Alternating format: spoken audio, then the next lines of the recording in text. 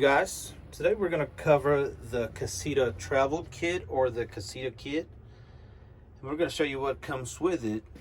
In that bag you're going to have a rivet tool that has all the different tips for the different size rivets that we use throughout the trailer. You're also going to have a 3/4 inch wrench, and of course that you can use that to remove the spare tire.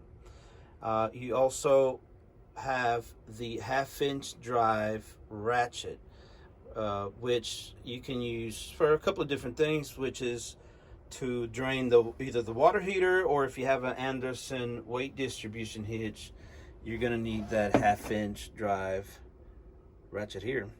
We also supply an 1/16" socket, and for that you can use it to drain the water heater.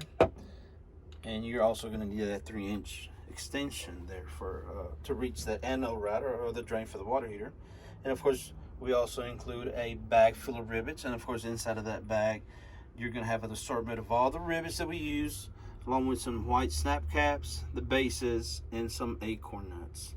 If you guys have any questions, please give us a call, 800-442-9986. Thank you. Have a great day.